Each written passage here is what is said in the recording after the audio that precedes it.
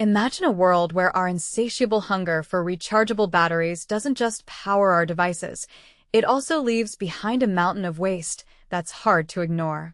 But what if we could turn that waste into a valuable resource, slashing supply chain risks and making lithium recovery smarter and greener? That's the exciting promise of a new electrochemical breakthrough from US researchers, and it's sparking big conversations about sustainability and innovation. Stick around, because this could change how we think about battery recycling forever. In a groundbreaking development, scientists have successfully extracted lithium from discarded batteries using a low-cost, electrochemically driven method. Lithium, you see, is the superstar element behind rechargeable batteries in everything from smartphones to electric vehicles, but it's notoriously vulnerable to global supply disruptions. Think about it. Demand is skyrocketing as we shift to cleaner energy, yet mining new lithium can be environmentally damaging and geopolitically tricky. This new approach, tested on everyday lithium-containing batteries, offers a fresh way to reclaim what's already out there, potentially easing those pressures. So, how does it work? The process starts by dissolving metals from spent batteries into an organic solvent, a common step in recycling. But here's where it gets innovative and a bit controversial. They use an electrochemical cell equipped with a polymer-coated electrode designed to grab lithium specifically. Picture it as a smart sponge that soaks up lithium while ignoring other metals floating in the mix.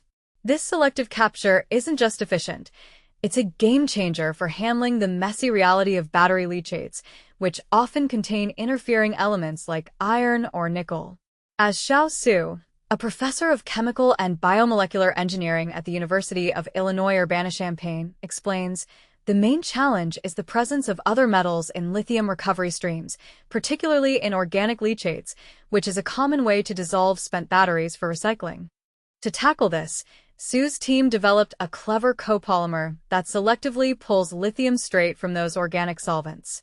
And get this, the polymer can be electrochemically regenerated, meaning you can recharge it for multiple uses without losing effectiveness. In the lab, the process unfolds like this. Researchers carefully dismantle batteries, soak out the metals into an organic solvent, and transfer that mixture to the electrochemical cell. The electrode, coated with a specialized copolymer, acts like a magnet for lithium ions, drawing them in while leaving competitors behind. Then, the lithium-loaded electrode is dipped into a fresh solution, and a voltage kickstarts the release of those captured ions, ready for collection. The beauty? Other metals stay put in the original leachate, and the whole cycle can repeat. It's efficient, selective, and avoids the chemical hassles of traditional methods. This isn't just lab wizardry. Su's work always includes a nod to real-world economics. We found that, using a three-stage approach, the recovered lithium could be produced at a cost that is economically favorable compared to current lithium market prices, he notes. With lithium prices hovering around $12.70 per kilogram, this method could be a cost saver or at least a competitive player, especially as demand surges and scarcity looms. Experts emphasize that tapping into spent lithium-ion batteries, LIBs, as an alternative source isn't just smart, it's crucial for bolstering supply security. Published in ACS Energy Letters, the study dives into the nitty-gritty, a redox-active crown ether copolymer that combines a lithium-selective component, like 12-crown-4-methyl methacrylate, with a redox-active 1-ferrosinilpropyl methacrylamide. This setup boosts lithium uptake, doubling it to 0.58 moles of lithium per mole of crown ether, and allows electrochemical regeneration through oxidation. Even in tough conditions, with competing metals and organic byproducts, the system stays laser-focused on lithium.